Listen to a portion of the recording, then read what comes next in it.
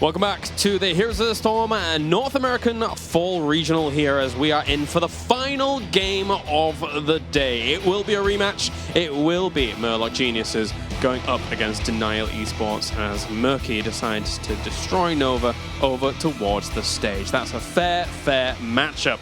Of course, we can take a look at the bracket once again, boys, to make sure we know exactly what has gone on throughout the day here, as well as what is to come for our final match. As we've had 4 series so far here during the entire tournament. So let's take a look at that bracket. Of course, we had Naventic starting the day off with a 2-0 against Astral Authority, which knocked them down to the lower bracket. And unfortunately for them, they are now eliminated, having gone up against Denial eSports 2-1. Then Denial's eSports up towards the top. Well, before all of that, of course, did also drop down against Murloc Geniuses. They advanced on. Naventic took the top spot here in Group A, and now we find ourselves with Denial eSports going up against Murloc Geniuses once again. And the big question on everybody's mind here is, will we see a repeat performance from Murloc Geniuses against Denial eSports? You know, in those first set between Denial and Murloc Geniuses, I feel like a lot of the game came down to Murloc Geniuses abusing Denial's drafts. Right. We saw that Illidan get crushed by the counter pick. We saw the weak Zeratul play. So I would really like to see Denial pick more standard, try and play the gray material stuff maybe. Yeah, I mean, they're picking ETC Uther and like first rotations almost every single time, which is just like, I mean, obviously comfort picks for CAF, comfort picks for APM, but when it boils down to it, there's also a lot of counterplay that's happening for Glaurung. So Glaurung, obviously a playmaker with he has a wide hero pool, but he only has a few heroes that he's like really strong on, and it feels like that the fact that they're not giving him those heroes early, we haven't seen him on Greymane once today, where he's super confident. It's been hurting them a bit, I think. Well, this is kind of what I wanted to ask you, actually, because we haven't seen them use Greymane at all throughout the day. Is this something that they just don't want to do? Do they feel comfortable No, in it? definitely, because we've seen K1 Pro play like a little bit more of a range style of Greymane, a great success, and we've seen the same exact thing, but a little bit more of a Worgen style on Glaurung. They're more than capable of running Greymane in many different styles. Yeah, I think the only reason they haven't run Greymane so far is because they don't value it in that first pick position. Okay. We've seen every other team first pick Greymane, first pick Greymane, first pick Greymane. Them, they're like first pick ETC. Let's go. Yeah. And you know, CAF has been playing ETC all day today. He's had some sick moshes, but I just feel like the ETC opener to the draft leaves you a little more vulnerable to getting locked out of those melee assassins, locked out of that damage roll. They've gone for their ETC, and they've almost, I think, in every single game, actually, apart from one where they got Falstad, gone for a support to back it up. So they seem to not mind too much about what damage they're getting in these games, Jake? Yeah, I mean, maybe, but at the same time, I find it kind of odd because Caffeine can have a great impact on so many different heroes. Like, his Nubarak is phenomenal. His Muradin's great. Sure, Muradin's a little bit different than he used to be, but we haven't had the opportunity to see a whole lot of that, and we haven't seen a lot of double warrior out of them as well. Yeah, I wonder if that's just because Glaurung feels more comfortable on those melee assassins, his original role. And if so, is that going to be a problem for them going forward? If they even make it to international competition, that could be a problem there, especially if the meta is still very heavily double warrior focused. Of course, Murloc Geniuses looked good against Denial eSports in their first series. And against Naventic, you know, it wasn't a massive landslide per se. They still looked okay against them, but Naventic kind of outclassed just because, I suppose, the players that they are. So going into the initial series, I would have imagined both of you would have said Denial eSports were going in as the favorites. But now going into this next series, has that changed a little bit with Murloc Genius' performance so far? Yeah, definitely. I think everyone who came to the event today thought Denial was the pinnacle of NA after the roster apocalypse. That was kind of the hype that was going around internally. And it just doesn't seem to have held out. They're really going to have to play a lot better than they were before. We saw a lot of missed heroics, a lot of miscommunication, missed timings, messing with each other's heroics. You know, that Gust, Sunder, the combinations just not being quite right. And they're going to have to step that up to beat Murloc Geniuses. I mean, the benefit is they are coming off a win, even though it was a little shaky and honestly, just kind of barely clutched it out with that last team fight. That has to feel a little bit good. They have a bit of momentum going with them. They've worked out the kinks. I think maybe some of those tournament jitters that were plaguing them in the first series versus Murlocs should have been just kind of worn off by now. We're several hours into this day. This is the final match of the day. The team that wins here, they go to playoffs. Yeah, and on a little personal note, I do happen to know that K1 and CAF don't like waking up early, and that first set was so fast. It was still the AM when they played Murloc Geniuses, Right. so maybe that had something to do with it. Ah, okay, I get you. Of course, make sure to join in the discussion with the hashtag HGC at ESL Heroes as well as at Heroes Esports, and also predict which team you think is going to win as well with a hashtag. Because, of course, we've been doing those polls all day that will be shown throughout the day, and if you tweet, there's the potential that your tweets can be shown throughout the games. Now, our first map is going to be Tomb of the Spider Queen. We have seen other comps. Well, we've seen other teams running the Zul, Zagara. We've seen it very highly prioritized. Neither of these teams have been in that fold just yet. Let's see if it's going to be the case. And whoa, Kerrigan goes through. Zagara gets banned, guys. Wow, this has to be what Denial wants of the draft, right? They get to ban out Cawthon, Zagara, and get Glaurung Kerrigan. I mean, that's a great start for them, but again, Greymane, not going to be picked up on the side. It's going to go straight to Murlocs. We've seen APM on Uther. Every single game they can give it to him. Actually, if you look back at the first match of the day versus Murloc when he was on Rhaegar, his Ancestrals were late a lot of the time. And so many fights, the Ancestral was just a little bit too late. So that's going to be putting him out of his comfort zone. We might see him going back to that Kharazim. We saw him play it once. Kharazim is most played hero of all of them. But is that going to be optimal with a Kerrigan? No, I think it's definitely going to be rough for them. The Uther-Kerrigan matchup is actually something I used to play a lot, and I think the Uther just denies Kerrigan's engages so well. Right. Kerrigan tries to engage, you can either de-shield or cleanse, and you can even stun to retaliate. So I feel like you really want to play Kerrigan with Uther. Playing it into Uther is going to be hard, especially because Greymane is going to take so good of an advantage of that Divine Shield to turn around and re-engage. Sylvanas being the pickup for Denial Esports as their third here. So far, what do you make of the comp that we're seeing from Denial? I mean, that's really strong. If you think about just the power slide with the Kerrigan combo alone, and you can throw a Wailing Arrow on top of that post level 10, I mean, that's phenomenal. But actually, all things considered, based on what we've seen for the early portions of the Denial's draft, this might be my favorite one today. Yeah, I definitely like this. The Sylvanas does help cover some of the wave clear weaknesses of the Kerrigan ETC, which I do like, but they still need to find a solid solo laner. Right now, both teams, neither one has a solid solo laner, and Zagara has already been locked out. So if Murloc Geniuses gets to pick Thrall and take a big advantage in that lane, that could be huge for them. Now, I just want to point out, you might be saying, why the Jaina ban? That's just a K1 Pro pick. They know that they can throw Prismet on Sylvanas, and based on the clumping and the combo potential, you don't want to see Jaina on the table. I like it we're in an alternate universe now where Jaina is suddenly bannable. Like, hey man, thinking a few months ago that would have not been the case. It only takes one player to make that a thing. I guess so, and there it is. All right, what is Murloc Genius is going to go to now? What options do they have, Dunk, do you think? Well, with the Johanna banned out, there's not that primary tank ETC counter, so I have to expect Murloc Geniuses is just going to go to Tyrael. I mean, everybody's been playing Tyrael today. I think they're just going to end up picking that as their tank. The question is really whether they'll have a second tank with that, or a Bruiser or something. I could see like a Tyrael Sonya working really well. The Li Ming pick here seems fantastic. Denial Esports is still looking for one more damage dealer on their team and then the support. So picking away that Li Ming just secures it right now. It's not very likely that they're going to take like your Sonya or something or a Tyrael, since they already have two melees. What do you think about Zul here? With the Greymane and the Li Ming? I think Zul has a lot of potential, but I know a lot of pros consider the Kerrigan-Zul matchup really unfavorable for Zul. Okay. He's just such a target for the Kerrigan combos. That makes sense. She blows up his shield really quickly. So I think that's why a lot of people, you see them shy away from that. In the sets where Kerrigan was banned, Zul first picked. In this set, maybe Murloc Genius is too afraid to play the Zul into Kerrigan, so that's why they're avoiding it. All right, Denial Esports, two more picks now. Tyrael was coming in towards the end, as you predicted, as is kind of normal now throughout the day. Super happy to see that. I love him, he's great. And Denial Esports, what choices do they have? I suppose they could go Rhaegar if they really wanted to. I mean, it's kind of the normal go-to here. Yeah, Rhaegar makes a lot of sense. Kael'thas on the table as well when you think of that combo potential, just being able to throw the Gravity Lapse empowered by that. But Kharazim also still very much on the table when you think of just the playstyle here.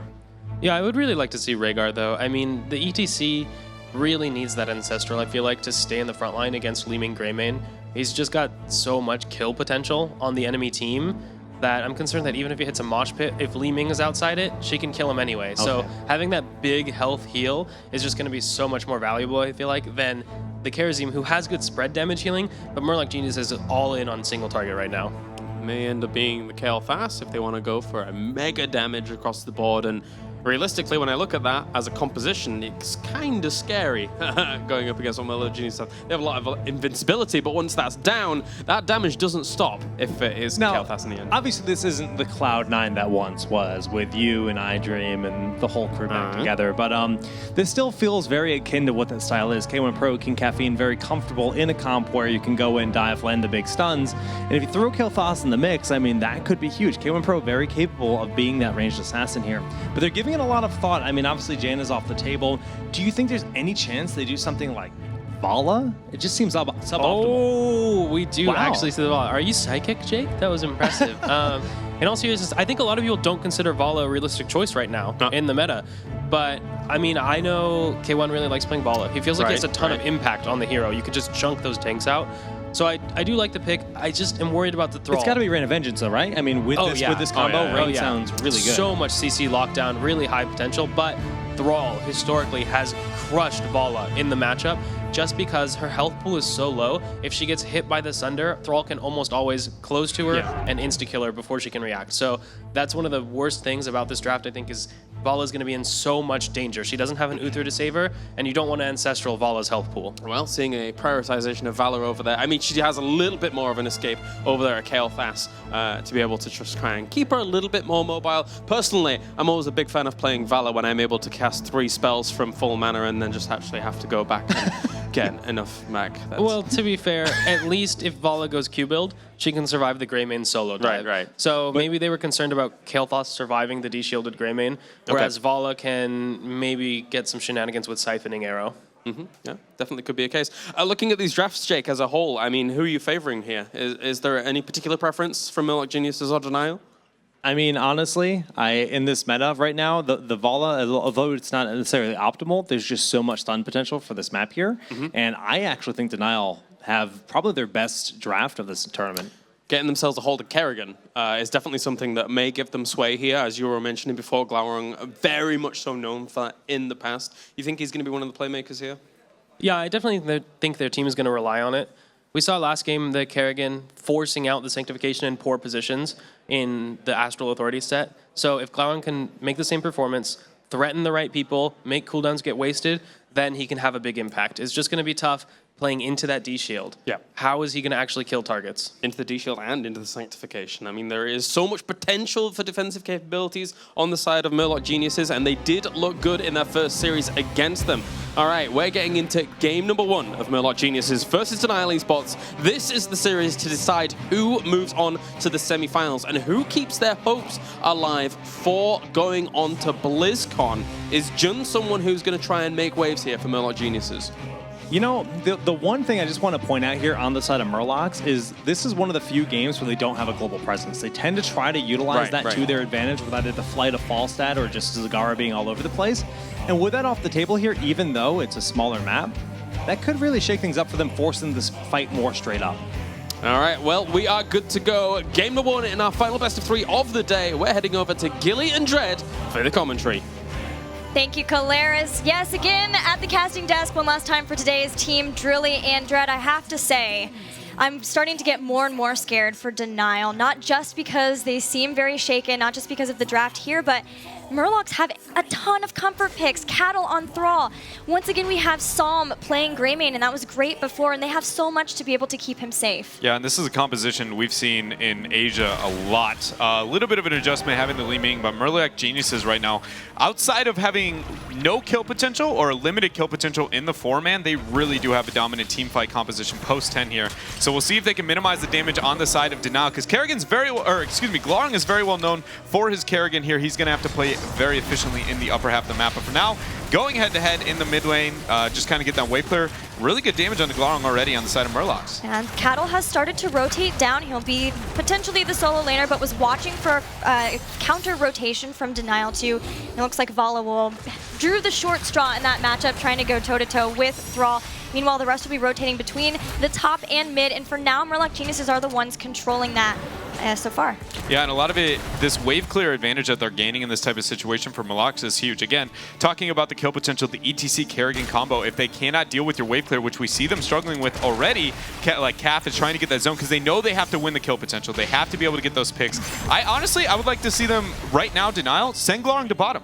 You know that lane's going to be a problem. You have kill potential. There they go. They make that rotation. They already see that this is going to be a problem, and they end up getting aggressive towards the bottom half of the map. See if they're going to be able to get it. Cattle staying mounted very well. Yeah, and he sniffs it out. So really good job here from these teams. He knew that there was immediately someone going to go, and that means that Caffeine and Glowering will come back to the mid lane and still try to find some picks with this early composition, with the stun locks they have. They're body blocking Fury. This could be the first kill. There's a great pull from Glowering and a first blood for Denial. That was pretty much Mac. Oh my goodness, Prismat barely going to be able to survive that situation. But for Glowering, that was almost as wide as they could have gone for both his E and his W. So great job from him, showing his expertise on the hero, maximizing his damage, getting the kill there. And again, it's really just going to come down to if they can snowball their lead. I really do feel like the first turn-in is going to go on in favor of Denial, and they're going to gain a decent spike. But once we get post 10, this is going to be a rough matchup. Cattle getting aggressive, but we got the bait. Glowering coming in, movement speed now going to be down. Can he get the combo? He's moving into a choke.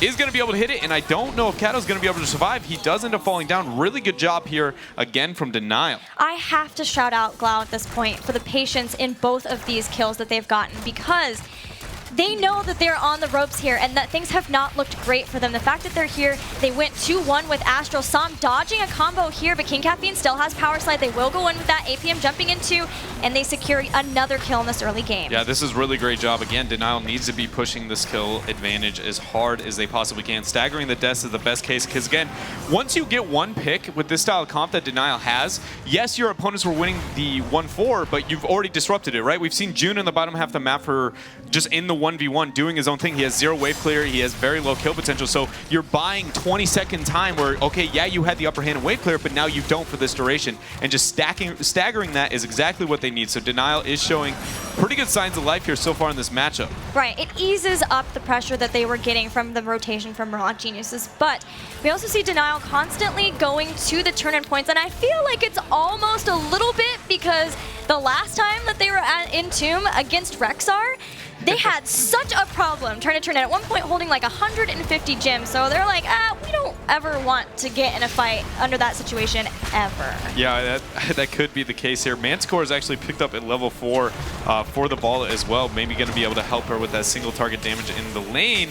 Other than that, we don't see anything too surprising. I did want to note, though, that we see Triumvirate coming out on the side of Li Ming. Not so popular anymore. That poke-style build has kind of died for some time. Glowering actually missing the combo here in the skirmish. That's going to drop a lot of the threat that they have as a team. But he's got to get a lot of value out of that talent. I really feel like against such a heavy melee-style comp, and he's got that death ball, right? That's like a Calamity dominance dream, so it's surprising to see him take that adaptation in this match. Yeah, maybe a little bit of an homage to former teammate Faye, who was very popularized for using the Arcane Orb build, but probably we'll still see Li Ming going for Calamity still at 7. We'll have to see. It could be potentially more of the magic missiles, but I think with Kerrigan coming in, you want to be able to have the more damage off of that and help out with her wave clear too. I agree, and so far, nothing really outside of that staggered death. It's been very still, but as I say that, Fury actually getting caught out, he will be able to queue out of that situation. Glowering doesn't have the combo up yet.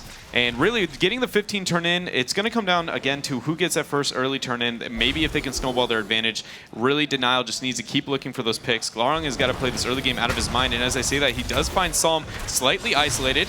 He doesn't have a Oh, he does dodge the combo. That's going to be really good for them. And see if they're going to be able to turn it here, Gilly. Smooth plays from Psalm as the rest jump in and they get a quick kill on Kerrigan. APM very, very low, running away, and Cawthon survives. So just one kill off of that fight, but it's starting to bring Murlocs back into this game, into the experience game after they were getting behind from the few picks that Denial picked up. Yeah, that was a really good job from them, getting a counter response to this early game aggression Denial has. They have turned in 33 now. Fury on the upper half of the map trying to get a turn in. Cattle is doing it as well on the bottom half. He's not going to be able to get it, but for now, it's a little bit even. I am surprised so far with how Murloc's, for instance, that last kill. I didn't think that they were going to be able to do that well. Personally, I thought they were going to fall about half level to a level behind in this early game. So they're being very patient and understanding the situation that they're in. Yeah, their rotations have been good to catch back up, and they knew. Let's talk about the Psalm dodge. Yep. On the combo was great. Really good read on Kerrigan to be able to make sure not to get pulled in, because it could have been a 1-for-1 trade there very easily. I am surprised to see at level 7 here for the Greymane, we do go with Quicksilver Bullets rather than the Wizened Duelist, especially since you have Uther.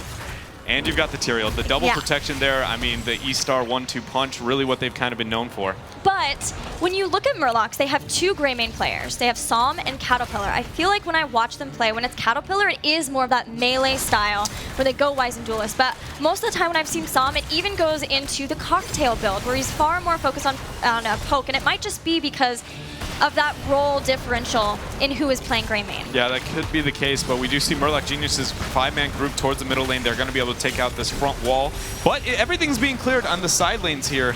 That group, typically when you group in the early turn-ins on this map, you always want to ensure that you at least get a pick or your opponents are reacting to you, right? But they weren't. They were completely separated, and they didn't force nearly as hard as I think they should have. So they put themselves in a pretty rough spot. 2-man power slide coming in there. Fury actually is not going to be hit by that combo. Kato's taking a lot of damage, though, and gets blown up by that bite. But Caffeine is on the run here. 70 health, and he does end up falling. That's a reset, and he hits him with another combo here. Now, but Li Ming goes down 2. It's a 2 for 2, and that will be the end of the fight. They have a ping on K1 Pro. He's trying to get out of here. 19 gems being held by Bala. Glaurung pulls Fury in to try to stop him, but Swift Retribution being used. They have that talent. Fury is still on the chase for K1. He just levels up Rain there, and he turns it onto them, but Divine Shield, the 2-man combo as a response. Glaurung getting Ancestral over the wall here. Everybody seems to be falling down now for Murloc Geniuses as they are onto the retreat here. I don't think Fury has the mana to be able to get out of the situation, but neither does Glaurung. Now posturing for this turn, and that's 41, and will be the first turn, and they get the delay. Sunder now as a response. Oh, and Cattle's going for it too, popping to use his Feral Spirit to get the root, and Glaurung in a terrible position. That is a lot of gems. APM picks them up, runs away in Ghost Wolf form, tries to jump back in with Caffeine, holding Thrall down. That Sanctification actually didn't hit Caterpillar here. 79 gems are sitting on APM. That was their main kill target, and they weren't able to secure it quite yet. Now we see Caffeine going and getting the stun onto Gathon. Guess what? K1 Pro has now actually survived and, died and come back to life. Now Cattle is on the run. The mobility from Fury is not going to be enough here. Solemn joining back in. This is just people throwing bodies at one another at this point. Fury was out of mana for so much of that fight. No shield to try to help get Thrall out of there. And APM was able to pick up the gems that were dropped, which is so huge because they're going to get the first turn-in on their side. Yeah, that type of team fight is exactly what Murloc Geniuses wants to avoid. If you look at the composition that Denial has, obviously there are a couple other things like getting the heroics a little bit early, taking the fight into the chokehold. But again, Murloc works great in a 5-man death ball, and Denial thrives in those skirmishes. Vala is actually very, very powerful, especially with the build that we see K1 taking in that style play. Kerrigan as well. And so if we can see that avoided, I feel like Murlocs will have a better chance in these later team fights. But so far, Denial has done a really good job in this. Fury now getting caught out.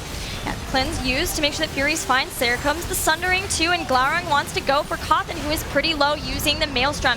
They have to use Ancestral Healing to keep her up, and that's a lot of heroics for not getting a kill here, whereas Sanctification and Divine Shield are available along with Go for the Throat, so Denial might have to play a little more cautiously. Yeah, one thing Murlocs might have to adjust if they're going to have success in this team fight. Actually, Fury getting not caught out, dodging the combo, got to be able to get the Q out of that situation.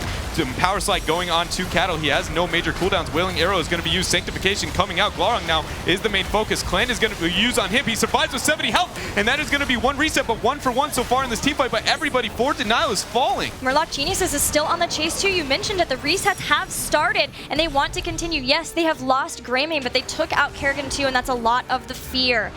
And Mosh Pit just now came online. It was a nice place for Denial to be able to fight because they have Sylvanas and can shut down the fort, but maybe just getting a little too overeager, losing 1-2. At least though, they're still ahead in experience. They got a lot more out of their turn-in that Murlocs did too. Yeah, keeping Murloc Geniuses busy during that turn-in, that 1-for-1 trade is definitely a win for the side of Denial because they got a lot more value. They don't have, I guess with Sylv, they do have a bit of a sieging composition, but outside of the threat that she can provide, it's all about the kills here for them. And now we see them getting the counter turn in. But one thing I wanted to point out during that last skirmish is the second time we've seen this is Glaurung has his eyes on Li Ming all the time, and she is blinking away and taking so much damage that as a support you don't want to burn your resources onto her. I actually think that for Murlocs to have a successful team fight, she's going to have to blink aggressively and then follow into the Saint rather than that withdrawal, because Glaurung will keep chasing and be able to win that 1v1. So I hope to see if they'll be able to make that adaptation here. But for now, Denial is on the aggression. Kind of like the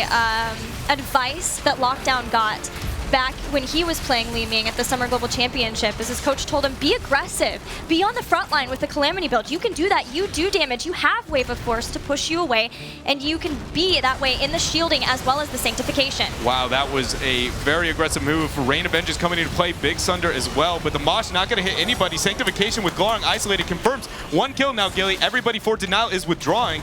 Right, but there are a lot of sieging Web Weavers still left from this push, so Murlocs are going to have to be okay with just the 1 kill from that.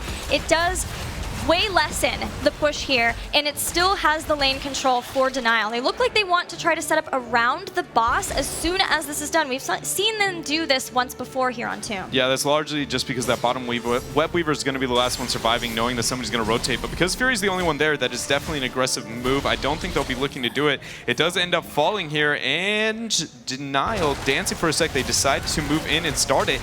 Murloc's not even thinking about it. They do not really realize great play. this. I don't know. I wonder if they actually know and they just think it's not worth the risk. It's one of those things where we can't really know unless we're in the cons with these players, but that will be a boss now moving over for Denial.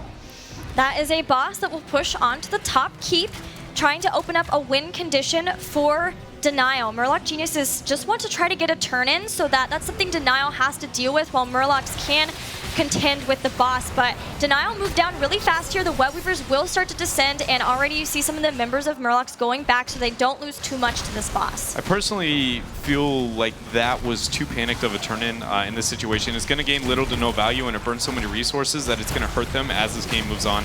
Bottom Web Weaver is going to gain almost nothing. Top is obviously going to gain little to no value, and mid is going to be cleared instantly. So I understand the idea of buying time, but it's not like Denial was pushing with that boss. Right. There was very little play for them to kind of make in that type of situation. Yes, you got the boss in the upper hand, but they were too worried about other factors on the map. I would have liked to see the preservation of the gems here, but they decide otherwise, and now it's a situation where the Web Weaver's getting cleared up, and 16 advantage is going to be picked up for Denial. What I do want to say is that things have been looking a lot better for Denial. As I say that, though, they have to use Cleanse to get King Caffeine out, as well as Wailing Arrow. Yeah, that was a cooldown that you do not want to see used if there wasn't going to be a major team fight. So that will be down for 80 more seconds, but Sundering was used in a panicked order as well to try and get them. So a little bit of a trade. Well, now both teams trying to get to 16 talents for the next team fight and 4 turn-ins too. As soon as this Web Weaver is down, we'll see how close both teams are. Denial wasn't really close to being able to get a turn-in right off of the boss either too, so that wasn't too much of a concern. But still, Murlocs, they need to get 16, and they have to get it fast because they're going to have to try to start stopping some of these turn-ins because Denial are getting very, very close now. Yeah, they are, and you see them being very aggressive here. 55, 57 gems now for Denial eSports. They're going to be backing out, turning those in. Only one more wave is necessary, and we know that Murloc Geniuses will not be able to get 16 during that time. They're going to try and probably delay as long as they possibly can, but it is going to be a very risky choice. Again, the engage that Denial has is just so good. But for now, they're just posturing around, clearing out the waves. A very passive game from Murloc Geniuses here after that small split skirmish at level 10. Bala has now picked up Executioner along with Searing Attacks and Manticore, so she really does have a potential to burn somebody down too, especially while nobody really sees Vala as too much of a threat, right? You're way more worried about a Kerrigan in the fights. You see Kerrigan in the front line trying to pull people in, and you're way too scared about that in a mosh pit. So you can feel fairly safe in this fight. Yeah, and now the Web Weavers moving in. Top lane's going to be very far back. Bottom should gain some value, but for now, everybody is looked towards the middle lane as Denial eSports is already working on it. Keep in mind the Sylvanas is going to gain a lot of value here with that level 4 talent. It's going to be spreading to everybody almost permanently. It almost feels like permanent uptime at this point. We do see Cattle going in, getting a lot of damage on Caffeine. Very patient. I'm surprised nobody went to go get harass onto him. Yeah. He gets back behind the wall. They're slowly clearing this out. Only one grab, so not too far ahead from this Web Weaver phase, even with the Sylvanas. Prismaticism was pretty far back. There's a cleanse on Cattle. He's going after it, and Ancestral doesn't connect. Kerrigan gets taken out. Here comes the follow-up Sundering. It resets for days as Sylvanas drops. Rain of Vengeance just to try to get away, and now K1 Pro is in trouble as Psalm has found another target. That's a 4-0 wipe here for Murloc Geniuses. Really well executed, being able to get the kill and resets as fast as they can. But what they need to be doing now is they have no structures down whatsoever. Opening up the map as fast as they possibly can. It looks like they're going to decide to make that notion towards the middle lane, turning in right before their opponent spawns, so you gain the maximum value. during the Web Weaver phase, I really like this choice. I would like to see them move towards bottom or top, one of the side lanes where it's going to gain value, preferably bottom because the wave's already pushing, which means the Web Weaver will gain the most value there. But they need to make sure something big happens off of this. Only one fort I think is just not going to be enough, but a really good team fight already coming out from them. Only 20 seconds left. 10 now for Vala until she is back up. And one tower taken down in the mid has given Murloc Geniuses an experience lead. Even though they didn't have structures down, it's experience in the bank if they can just get them down. So now with this, hopefully they can get some more and try to get Storm Talents ahead of Denial. Just from that decision making on the side of Murlocs, by going for a little bit of harass on the middle, we need to keep in mind that they're trying to open up win conditions, right? They are so far behind structurally here, and they are going to use this Web Weaver to open up on the bottom half of the map. But for right now, they essentially put themselves in a position where they need multiple turn-ins before they have that one win condition, and they are even backing out on the bottom half here. I'm really surprised by this decision making from them. They make the rotation to mid. They're winning the race to 20, and they've got that going for them. They have an absurdly good team fight composition if they don't get caught out. They are, but the way that these are going to be pushing, I think they're trying to get them to go at the same time, so maybe they can leave the top one alone. It will get a fort, help them in that boss lane, and then they can posture on this mid and to try to force more people here. But Denial have shown such good split in defending these so far. Yeah, they have done a really good job. And one thing we also have to shout out to on that last team fight specifically that I didn't know allowed was actually June's cleanse. He's done a very good job as a response to Kerrigan. And that was a large reason they were able to just turn that fight completely. But we do see a catch out here. Good cleanse again from Psalm, or onto Psalm there from June so far. And the Wailing Arrow is going to be burnt very, very early. That is a huge cooldown to have up again. I mean, at this point, you can't hide it. That is the second absurdly early Wailing Arrow coming out for Prismat, and that could be something that as this moves on, it might not punish them now, but could be a game changer if they get a really good fight later, and it's just going to be off cooldown. It is no short cooldown. No, either. It is not. That's a problem not to have it, because it is a big follow-up to try to help so that you can burst down somebody with the composition that they have. Yeah, I very much agree with you, and it's a game-changing one as well. You know, it's not only just the duration, but the impact that it can have in a team fight. Like Phoenix, for instance, it does have value, right? But you're not like, oh man, we don't have Phoenix, we can never fight. It's kind of a convenience at that point here. But teams are posturing around the boss. This is a great play for Denial because the only fight that they can really win for some time is going to be before 20. And by baiting this boss, you see them drawing Murlocs in for a possible fight, but they were patient enough to not get hit there. So these teams dancing around, they want to try and force before 20, but weren't able to quite get it yet for Denial. Spread really good too. Not opening themselves up to a big Kerrigan combo, a big mosh pit either from Denial, and they're going to have to, once again, just lick their wounds. At least the nice thing for Denial is that the waves are pushed in a way that they can still try to pick them up. You know, they're not pushed so far ahead, which is how they were earlier when they were dominating the map, because they do need to clear out these waves as fast as they can to get to 20. Yeah, and so now when it comes to the gems, we do see 41 for Denial, but again, they're just more worried about 20 than anything. Murloc Geniuses, 29 turned in, 23 available to get the turn in here. Now we see them posturing towards the boss. They are starting it. They have 20 advantage. They have Holy Ground, and they have Sanctification here. Those are the zoning tools that they have to be able to get this boss. And with their opponents on the bottom half, they aren't even going to try to stop it here. This could be a win condition. All it's going to take is 1 to 2 picks or a not use of Sanctification. I really like the aggression from Denial, trying to feign them to get them back, but realistically, they aren't going to be able to do anything with that. Those were fast backs. They were. That was good. They came back, at least. They made sure that they didn't lose their keep either. Yeah. Which could have been the potential maybe for a base race. Not sure how that would have turned out. But with Sylvanas, they could have taken it out fast and then came back and defended. So fast backs, fast realization, good map sense from Murloc Geniuses. And I mean, speaking of map sense here, abusing the fact that the entire side of Denial is up worried about that boss, they are now moving towards the middle keep. It should be falling for them at this point in time. Denial still not having level 20 quite yet. And that is going to be the first keep of the game here, falling over for them. Caffeine looks like he's trying to posture up for a fight, but we know that they don't want it. Wailing Arrow has come back up off of cooldown. Giants are still weighing away on the bottom keep as well. That wasn't actually cleared, even though they all backed for it because they knew they wanted that keep. It's still a winning trade. Oh, it's yeah, just, definitely.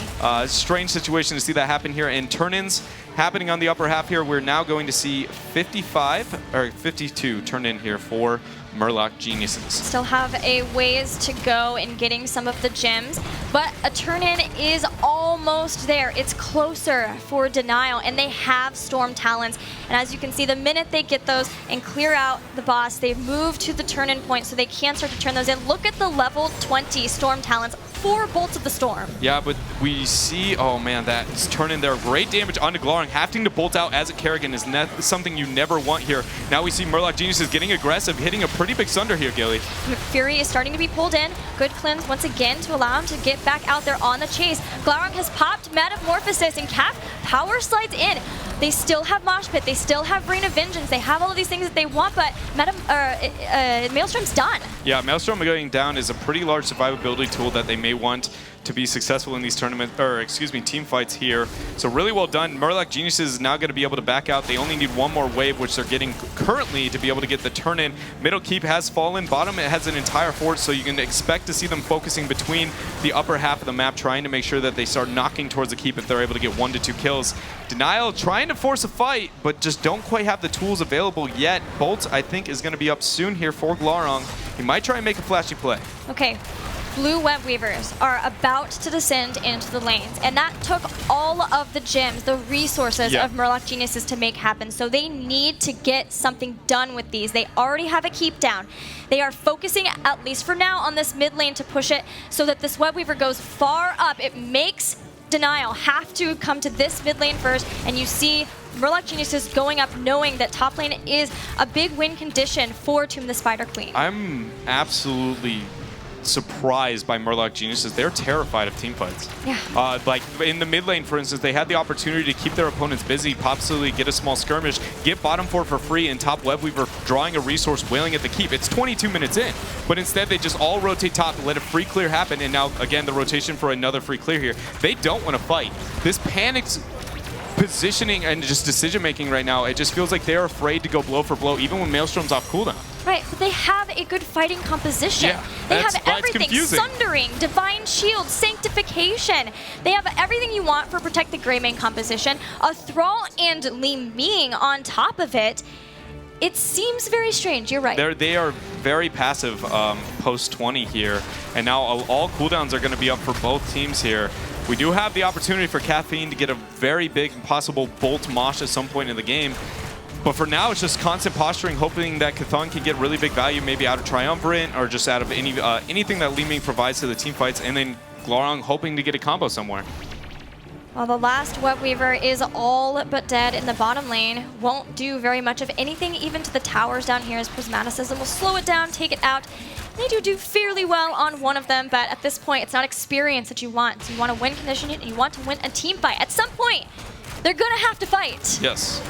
The question is if they try to take that fight on the back foot with Web Weavers up, where 1 to 2 picks can end the game for Denial, right? Like, where you choose a fight is something I think a lot of people underestimate, not so much just in chokeholds, but the area on the map. For instance, if you die at their core, they have a lot more time to travel across the map, which makes those death timers less relevant. Meanwhile, if you take that, I don't know, at your keep, for instance, it highly increases the probability of you losing the game. Those are some extreme examples that are a bit more apparent, but it feels like Murloc Geniuses is just kind of dancing, willing to let their opponents possibly get that turn and get that fight that could just take 1 to 2 kills. It's important to note, too, that while there isn't a keep down that requires Murloc Geniuses to go back and deal with catapults, there are 2 that are so low that if Denial can win a team fight, it will be over.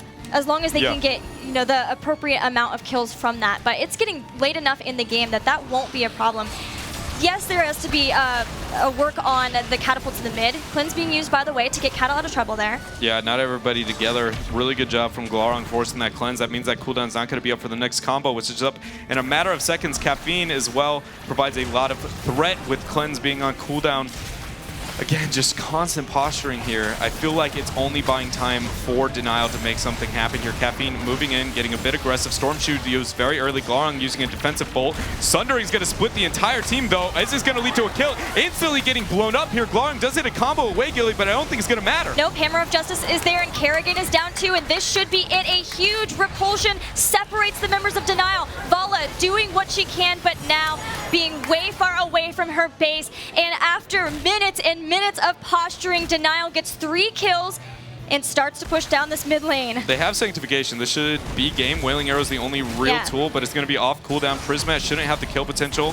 So they're going here. Kato's now starting to get onto the core. They do have Sanctification is getting rid of that last turret here. It should be it. I'm surprised the hesitation again here from this team here, but they're going to get game number 1 is going to go over to Murloc. Murloc Geniuses again defeating Denial eSports 1-0 in a best of 3 between the two here on Tomb of the Spider Queen.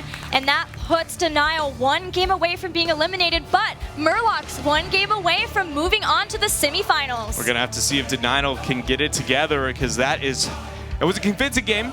Actually, the early game was really in Denial's favor, to be completely honest. But Murloc Geniuses, it seems like once they hit about that 12 area that they did really, really well. But we're going to see what our panelists think about that game right now. Thank you very much. That is currently a 3-0 score across the day for Murloc Geniuses against Denial eSports. And now it's really getting scary for Denial eSports, a team that came in supposedly strong. Dunk, that was all Murloc Geniuses for the most part. Yeah, I mean, in the early game, Denial was taking advantage of the Kerrigan composition. We saw Kerrigan ETC get multiple picks in the early game, but it seemed like once Heroics came out, they just couldn't seal the deal anymore. Cleanse, D-Shield, June played amazing, always saving the initiation target. So really just props to him. His Uther play really held it down for his team and allowed them to get to that late game. And we can take a look at some of the highlights as well from this game in Tomb of the Spider Queen. Quite a long one and quite a patient one towards the middle stages of that game. It was very clear that both teams very eager to try and eke out that win. Yeah, so this is the level 9 fight, and we do see ETC going down in that corner there. He just got a little overextended, but K1 Pro on the sneaky side backline taking out his target. And then this fight just goes crazy long. K1 baits them into fighting, gets to use his heroic, and then they kill him, getting their heroics, and now everyone's just throwing abilities out. And this fight is pretty much as scrappy as it gets. Now, finally here, this is the disaster zone. At this point, it looked like Denial was crushing, but they go in for a fight.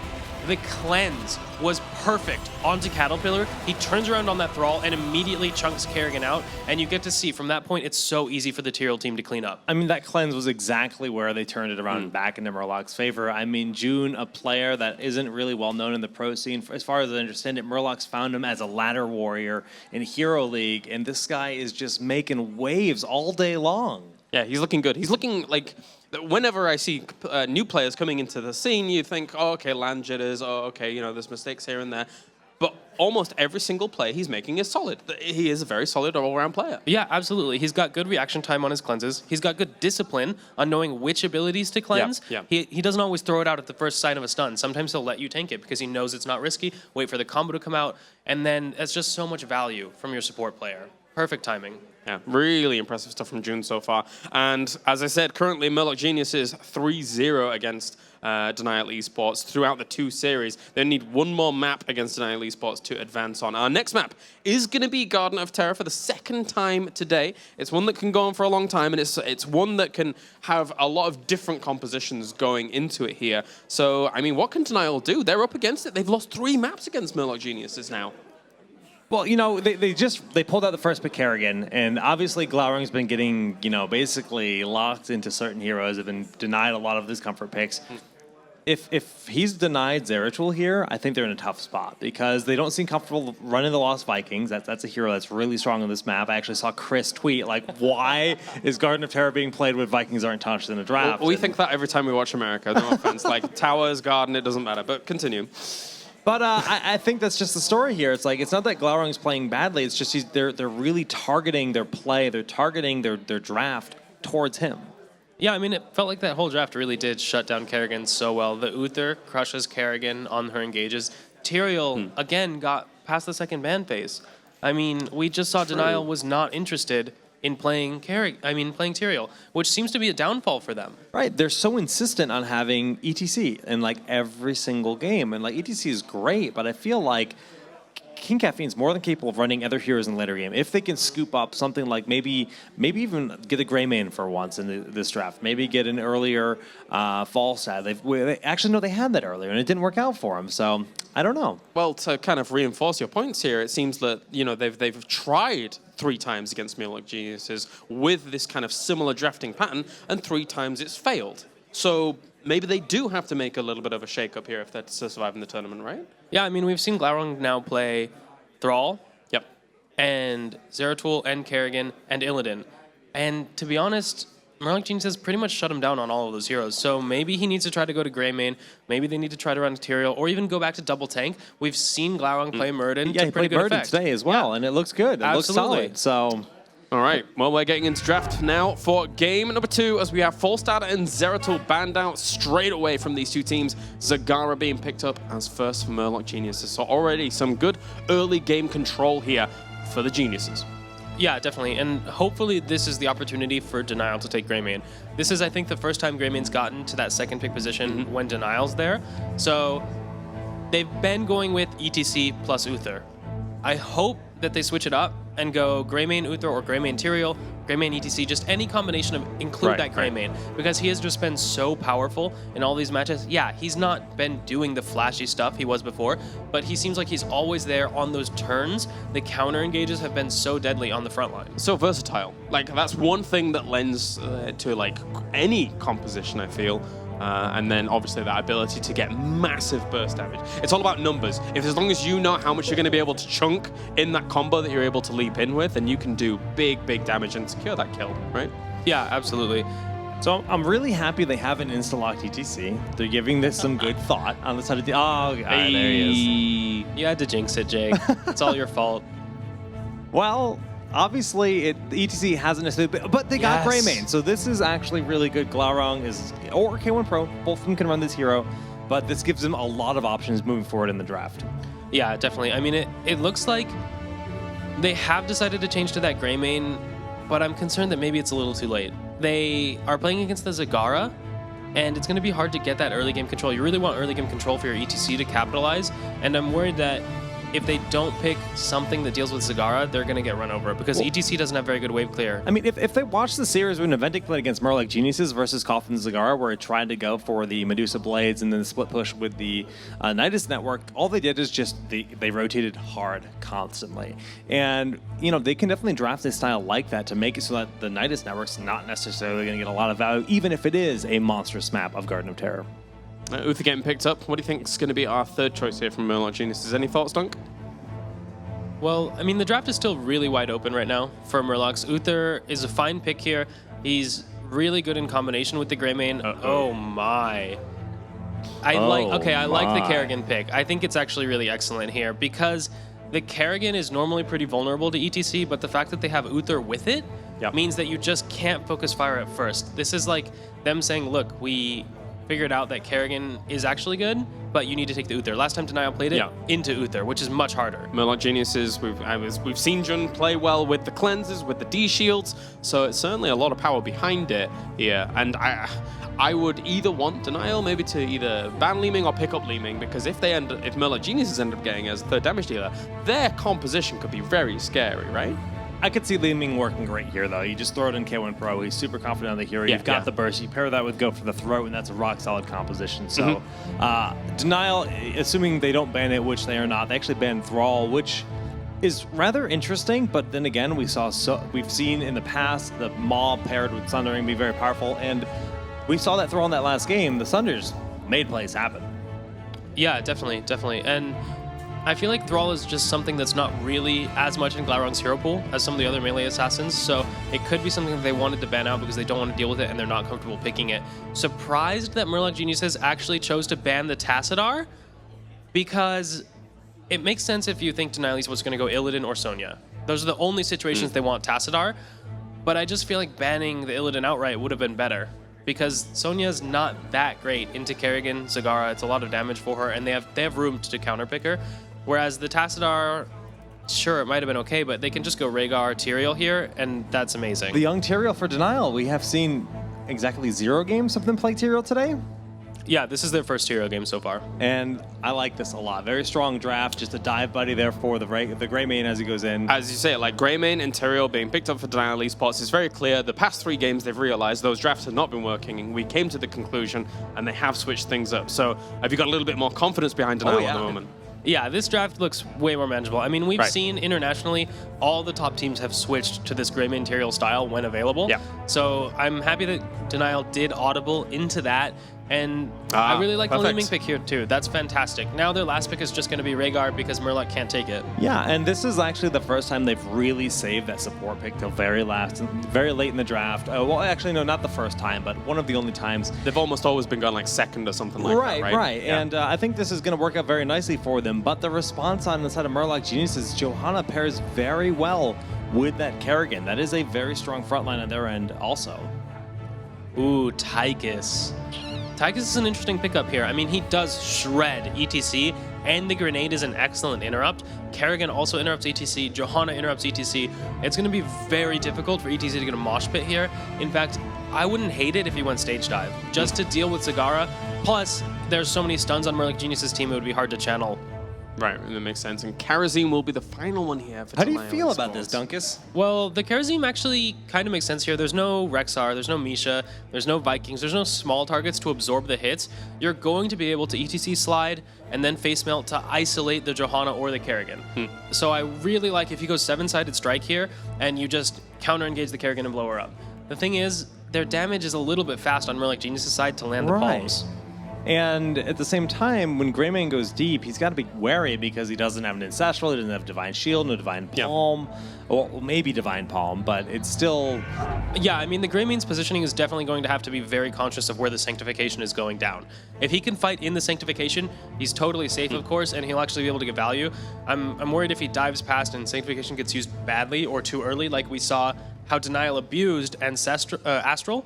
They abused the Tyrael Sanks, right? They put them in bad positions, and then they got to kill the targets. If the same thing happens to Denial, they're going to get crushed because you just can't save a Greymane with the Monk alone. I mean, with the Karazim alongside here as well, is that even if it's not the Kerrigan that you're actually picking up, Joanna is actually probably one of the best targets you're going to get in terms of a 7-sided strike because she has so much health. So it definitely can work out, right? Yeah, and no mobility. So, I mean, if she gets isolated, which does tend to happen. I mean, we've seen Fury play a lot, and he's one of those players who really likes to push the limits of his character. He's one of those tank players that likes to get in your backline, distract them, change their focus fire, and that can actually work against him if he also has to deal with this support that can suddenly chunk him for half his HP.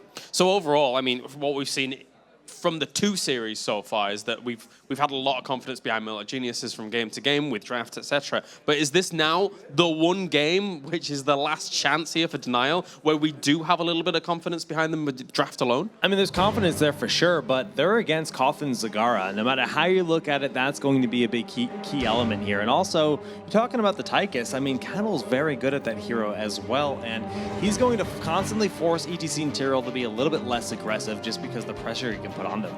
Yeah, plus, Murloc Geniuses know they have June on Uther, who's been playing excellent today. They're going to have absolutely no fear. They're going to have pure, full faith in their healer to save them when Kerrigan goes deep, when they get engaged on. So I think that's going to be a lot of credit to them because APM has looked a little bit shaky today. He's missed some palms. He's had some rough games, rough positioning, missed an Ancestral. So they definitely need to focus and clean it up to be able to win this match. Well, let's see how K1 Pro on Greymane, and of course we have Glaurung playing on Tyrael. They're going to fare here in their last chance to stay alive. As, of course, it is very, very important that they make this work out. They came in to the tournament with a lot of expectations above their heads. So let's just talk about that because K1 Pro, as we mentioned, we were kind of expecting Glaurung on the Greymane, but K1 does very much play that range style. So putting Glau on Tyrael means Glau is going to be able to play pretty aggressive. The big thing I want to know is he going to be able to play a little bit less more to the support role where he's providing the smites for his team to have that mobility rather than him just being the playmaker, because that's generally his style. Yeah, that's actually kind of interesting point you brought up. Tyrael, a lot of times we referred to him as he's like a pseudo support tank, right? He's not a traditional tank bruiser. So it really is going to need a style adjustment for Glaurung, that you're not the solo dive guy, you're enable your teammates to get kills guy. So I think if he can play it well, the composition looks great, and I like that they were like, okay, what we were doing, it wasn't working. So they changed to what the dominant plan is in the meta right now. Yep, yeah. And if they've practiced it, if they're good on it, I think they'll see success. Well, the front line seems survivable, right? I mean, they're going to be diving along with an ETC, with the Karazim if it's needed to be at the front line. A lot of healing value is going to come out of that Karazim in those clumped up situations. And then when you think about it, Li Ming behind all of that, she is not vulnerable for the most part. She is going to have the best time of her life. Hopefully resets after resets for Denial eSports here to keep themselves alive, right? Yeah, definitely. I mean, the game is going to hinge on if they stay alive long enough to start getting the Li Ming resets. Yeah. That's the question. I mean, they're going to have to take fights in a death ball to get the most value possible out of the Monk and Tyrael synergy. The thing is, Murloc's comp is really good for picking people apart. You have that Kerrigan, who's really good at isolating targets. Tyke's really good in 1v1 skirmishes against other range assassins because he's got that big health pool. He's difficult to take down 1v1. So if they can manage to spread the fight out and prevent the death ball sanctification Monk healing, then they could definitely win. All right, well, thank you very much, guys. Of course, just a few moments here before we actually get into our second game in this final series of the day. We've had the players here for a few days now, though, and we've talked to them quite a bit extensively about many, many things. But let's hear from them as to why they play Heroes of the Storm. Heroes of the Storm has enabled me to pursue something that I love. I really enjoy Heroes because it's just fast-paced. There's a bunch of different maps, so the game never gets stale. It's very fast-paced from the beginning of the game to the end. You're constantly moving around the map and interacting with other heroes. When I play Heroes of the Storm, I find that I can play the game like 8 hours a day, every single day, and I still find it fun and challenging. That's why I love it. I grew up playing Warcraft 2 custom games, and just having that background and being able to play these characters that I've grown up playing, it's a wonderful kind of nostalgia just to be able to play these characters that I've always loved in a team brawler scenario. I've played almost all the Blizzard games. Seeing like my favorite heroes fight against each other is definitely just like a great feeling to play, and it's never a dull moment. I was like really into MOBAs, and I always thought it'd be cool to have Blizzard have a MOBA. So then Blizzard came out with this game, and it was kind of like a no-brainer for me. So I mean, I loved how short the games are and just like how cool the community is. That's been a big thing for me. I love Heroes of the Storm because it's allowed me to establish like personal relationships that I now value. It's really, I guess, like heartwarming to see like so many people like who support you, who support esports. Like it's a passion of mine, and it's like a passion of theirs too. And they like watch you because they love the game, they love esports. It's really amazing. You know, everyone on the team wants to be the best in the world. That just means, you know, everything. That's why I play the game. I want to be the best, and it's extremely important to me.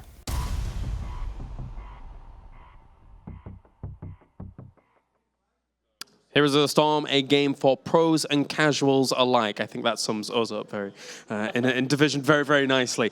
I mean, obviously you've played Heroes of the Storm for a long, long time, Dunk Train. Yeah. I've been a long-time casual fan of Heroes of the Storm. You know, casual, yeah. I'm a former pro player. You know, on my end, it's been a fun ride. I think you've won like hundreds of thousands of dollars, right? BlizzCon champ, you know, the whole deal. Yeah, it's an impressive feat. I can't believe cheesed out some Koreans on the way there. That was cool. Yeah, and I was just happy to get silver this season. So right, I'm so happy to be next to you, Jake. It's a pleasure, man. I know. It's always nice to be over here in America, as always, because I can understand all your accents in Europe. I don't have a clue what anybody's saying, unless they're from England, of course. I'm glad I'm not alone there. Yeah. Although you always take the mickey out of my accent when I'm over here, because Harry Potter Land is close by. I'm not actually sure what I'm talking about. I'll deviate from that for a moment. Still, Denial eSports versus Murloc Geniuses is going to be coming up in a moment for sure. We can just kind of breeze over what we've seen from these drafts once again. We do see now Denial eSports with Graymin and Tyrael at their disposal in this game, and it is their last opportunity to stay alive. Are they going to be able to make this work? Well, I just want to harp on that once more because like we were talking about how Denial had not played Graymin at all today, and guess what? It gave them the flexible option to put either K1 or Glaurung. We were expecting it to be Glaurung based on what we had seen throughout today, but it actually ended up being K1 Pro because they did draft that double warrior. So I'm actually really happy to see this. I think they'll look a lot better, but they're down 0-3 to maps versus Murlocs. We'll see if they can do it. All right, thank you very much, guys. We are ready to go into game number 2, and it will indeed be Gilly and Dread to bring you all of the festivities. Here we go with potentially the final game of the day between Denial and Murlocs. If Murlocs can pull out a 2-0 here, that would be huge for them, being able to make it out, only losing that series versus Naventic. I mean, I think that obviously not trying to take away from what Murlocs has done here, but more than anything, the hype behind Denial. If they were to be taken out here, not even making it out of the group stage, I mean, that might be even a bigger storyline than Liquid struggles recently in the European scene. But for now, we are going to be on Garden of Terror, which could be the knockout game here for Denial eSports. When it comes to talents here, nothing too surprising, really, but really patient rotation. We just saw in the upper half there from the Zagara, avoiding the game from ETC, who was waiting in the scrub. So heads up play there from Murloc Geniuses. I was actually holding my breath watching that. I was so scared, but great call. They've done a really good job of noticing when people are off of the map today, specifically Murloc Geniuses, knowing that, hey, somebody's off, they're probably lying in wait, so Zagara takes the longer way up, but makes sure that she doesn't lose her life to an early pick. Meanwhile, speaking of pick compositions, Murloc Geniuses have been rotating heavily and might be looking for one of their own. Yeah, Psalm here on the Kerrigan is gotta try and make some pretty big combos happen here, with especially into the double tank. It's easy to hit combos, but to hit combos on valuable targets is a little bit of a different story, especially when you consider that Li Ming has the ability to blink out of it whenever possible. But we are going to have the first seed spawn here in a matter of moments. I would really like to see heavy concentration on the small camps. It's one thing is a lot of people complain about Garden of Terror and how like some of the dynamic when it comes to the seeds and everything but I really feel like this map is won by the small seeds here, and as we see on the bottom half of the map, a good dodge from APM on the combo should be able to dash out. Really heads up play from him. Yeah, Prismaticism coming down to help them out with the Radiant Dash, and I want to go back to a good point that you made. Not only does Li Ming have an escape from a Kerrigan combo, but really a lot of them do. If Greymane is in his Worgen form, he can use Razor Swipe to try to get away too. They also have Radiant Dash for Karzium, so they do have some escape options for trying to get out of that sticky situation. They sure do, and both teams seem to be, at least on the bottom half, we see Murloc Geniuses has already taken out this bottom Terror, while we see Denial eSports starting on the upper half. We'll see if they make the rotation. They obviously have the aggressive early game composition with the Kerrigan here, and that is what they decide to do. Will they be able to delay Fury trying to blind by the time here? But I don't think it's going to matter. If they force, actually, they're going to make it in time. Yeah. I'm surprised. They're going to be coming in here. We'll see them start to rotate in. Psalm over the edge. They have him vision. Maybe was looking for a Ravage, but not quite there. Here he comes from the side too. The Terror goes down. Murloc Geniuses steal so many of these seats. Here they come. Condemn on a lot of the members now too. ETC gets blown up. Glaurung is still in trouble. Uses Eldruins though to get over the wall. And one thing we have to point out, Psalm accidentally casted his stun underneath himself. That would have been a three-man combo and terribly worse for Denial. They all funneled through that chokehold there. So a bit of misplay allowed Denial to not lose nearly as much as they should have in that situation here. I just cringed a little bit on the inside when I saw them group. I was like, this combo, and then I was like, oh my gosh, he burned the stun on himself. But we'll see if they funnel even more, because you can expect that he was licking his lips there like, oh man, if I only had this. Speaking of Psalm 2, he is going for a different style of build that we've seen from Glaurung when he's been playing Kerrigan, picking up Psionic Pulse as well as Sharpened Blades for more damage on his Impaling Blade. So this is the new style of Kerrigan, right? The new hotness, which she just does, gets so much damage off of those pulls, because once she gets the grasp, then she's dealing damage to anything around her. When it comes to the decision making here, going with a 1-4, Caterpillar is the one getting into the Terror here. Another option they would have had, one I think I personally would have drawn more towards a bit here, would have been leaving Chthon, the Zagara, by himself, obviously with the build, like with the Infest, or not the Infest in this situation, but the laning dominance he can have overall.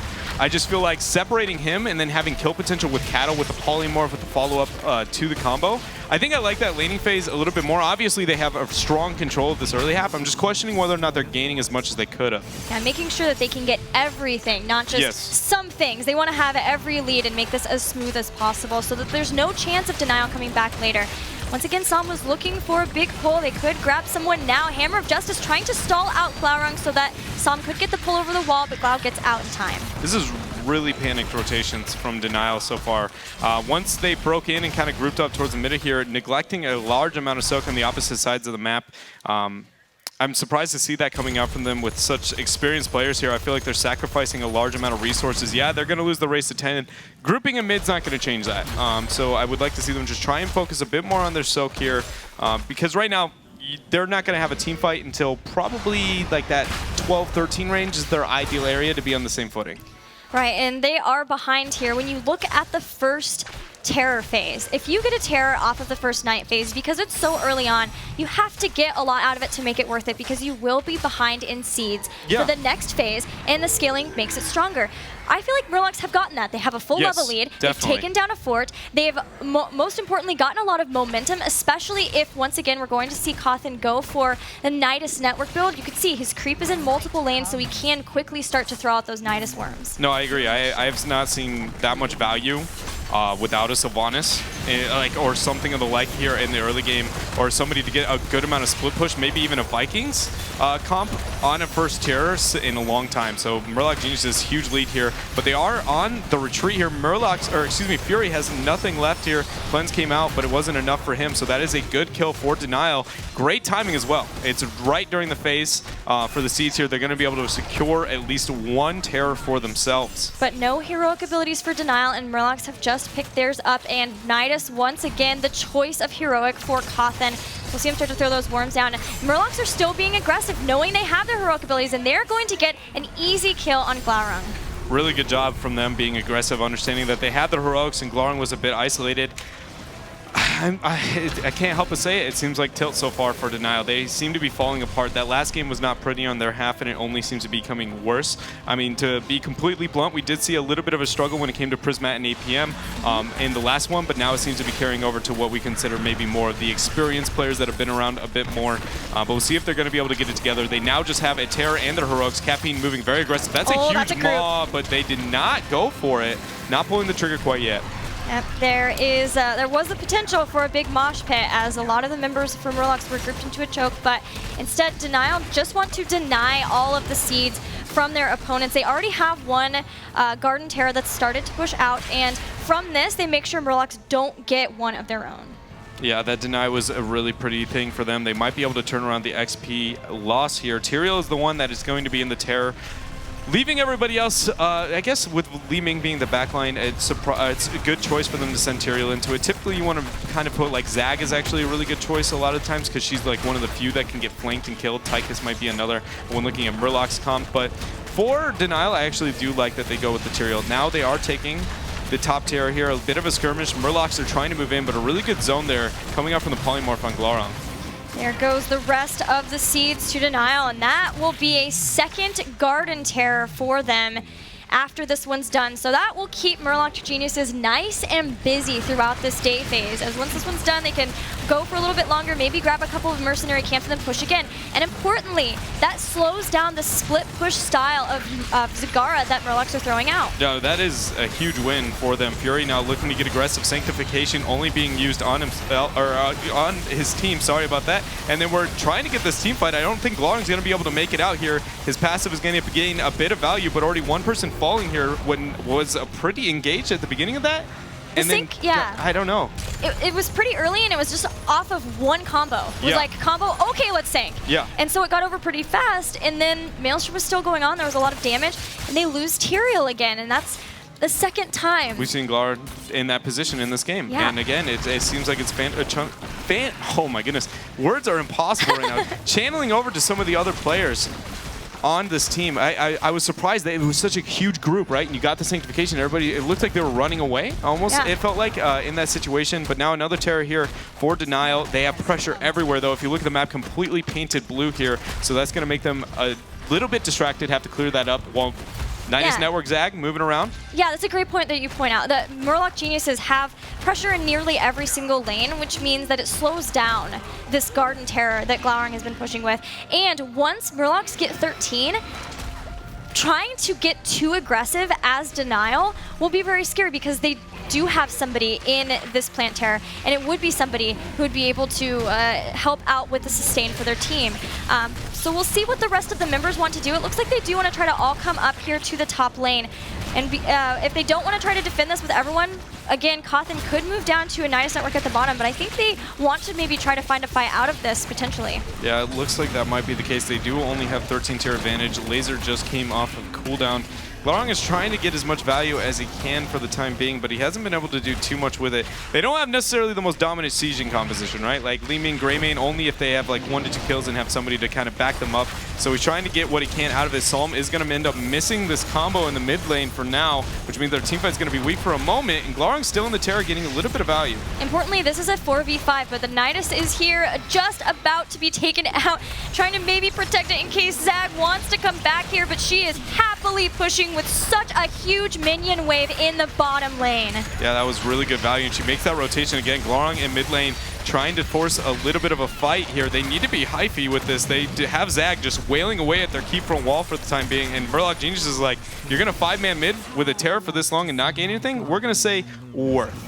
Absolutely worth. And Cawthon just happily gets back in the Nidus Worms like, see you, well, nerds. That was fun. Your base is really nice. Thanks for letting me hang out. I'm just going to peace out now, and he does. I'm surprised at the hesitation here coming out from Denial, and the really good rotations on the side of Murloc Geniuses. Now they're going to be getting their night camp, more pressure onto the map as the night phase comes into play. And like when we saw that first Terror, and we were talking about how much Murloc gained off of it, and then we saw a double Terror play on the side of Denial, and it just felt like they gained nothing. But Psalm maybe getting caught out here, burning his combo already, Gilly. Yeah, there were no forts. Sanctification has been used now, and there comes Divine Shield with Maelstrom. Mosh Pit got nothing.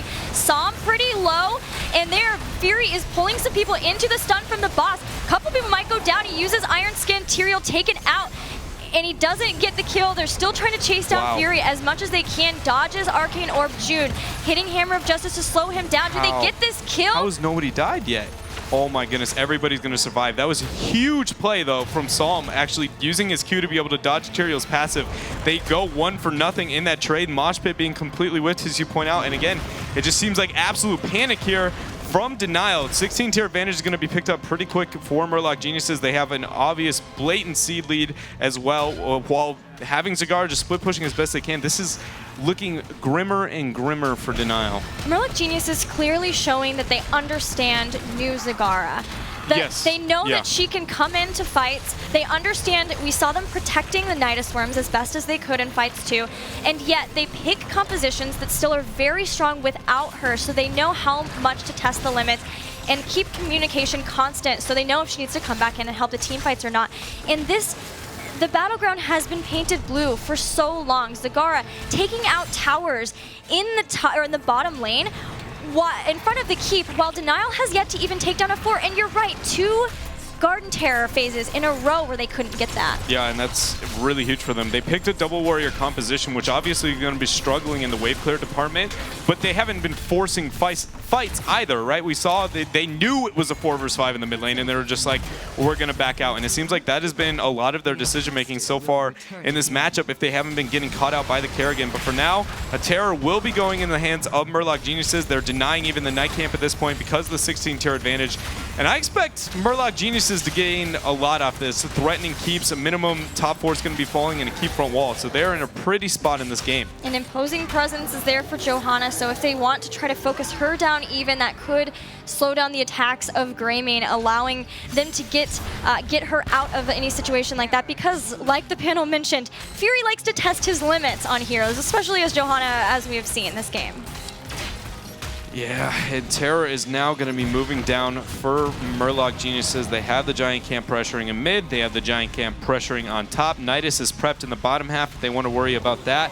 But for now, it looks like the keep mid is that what they're focusing on here. The rotation from Denial going to be a complete 5-man. Good poly to get the zone. I would expect them to buy time, allowing Zag to get the top 4. No, instead she's rotating towards mid, so they're going to be looking for this fight instead. I expect them to get a free fort on top, but they're going to leave that to the Giants, then make that rotation towards the middle half. And so expect a big play coming out here. Psalm already taking a bit of harass. I'm surprised he hasn't moved in for a combo either. They're just playing very passive. They want to play passively, waiting and watching. Psalm does throw out a combination, but now 16 is here for Denial, so they can try to go for a team fight. What we've done, Glaurung hopping out pretty far. That's Holy Ground being used with the Eldrain's Might. Early Iron Shield, though, for Johanna, too, so cooldowns being used potentially on each side. Yeah, 2-man combo going to come out and going to be completely whipped. Beautiful, though. Divine Shield, the 2-man Mosh on the back half. And Psalm is still not dead. He gets a combo as well. And that is going to be 1 reset here as the teams go 1 for 0. Murloc Geniuses now onto their retreat. 2 are going to be falling now. That is going to be 3. And what was a really great Divine Shield doesn't matter with the counter Mosh. 4 for nothing here for Denial eSports. That was an amazing mosh pit for Denial, catching a ton of people and moving Som out. So even though Som have everything that normally you would want as a Kerrigan to just go into the fight, the zoning was impeccable for Denial. And finally, they take down A Fort. They're going to start to push back some of these lanes too. There's a mercenary push in the top lane, but still, they're going to try to just get structures down. They need to open up some way for them to win if they win another team fight like that. Yeah, this is a lot like we saw in the last game when they get a small advantage and then trying to do as much as they can to come back. Denial eSports finally have breathing room here. They're going to be able to get a Terror almost 100% B-step coming up from Fury. I like it. A little bit of trash talk here never hurt anybody. So again, Denial is going to be able to get a Terror in their favor. XP is almost completely even. Structural it is identical as well. So what was lopsided is now a completely even game. If Denial could just possibly get down another one or two of these forts, they could start to take an experience lead, but Zagara has been having none of that already, dealing with whatever damage was done in those lanes. And you can see they're still being pushed into Denial side yet again, not letting up on the pressure even for an instant.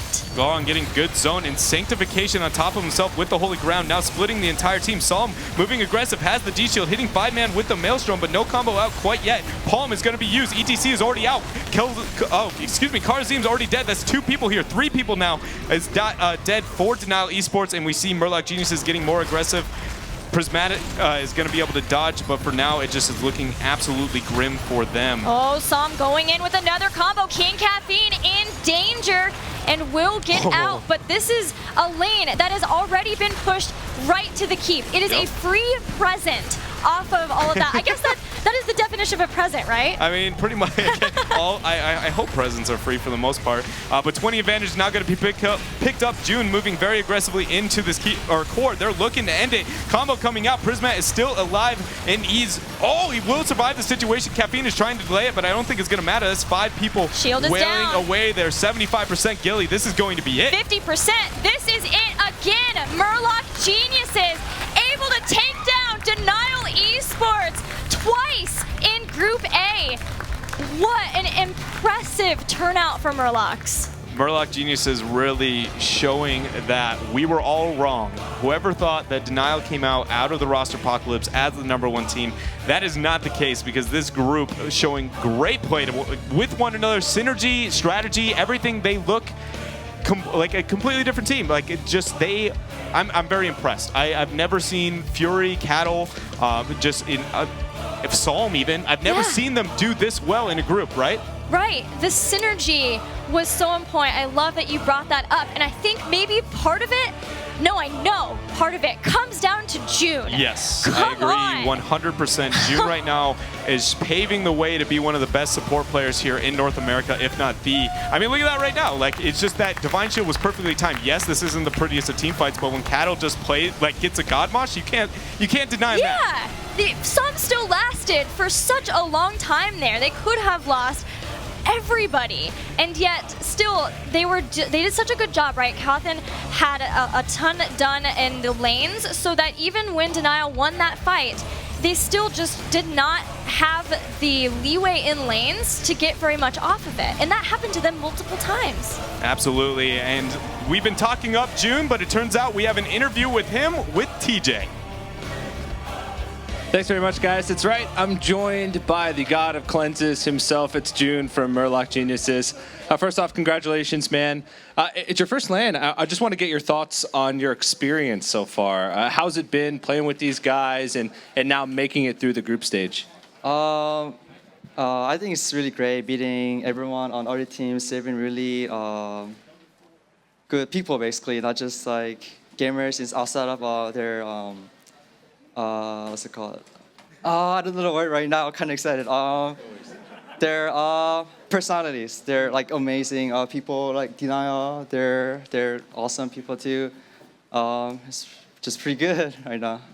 Did you expect to have such a good performance? And Denial was touted as one of the teams that was going to be the favorite coming in. And you guys had a 4-0 score against them in the group stage, beating them twice.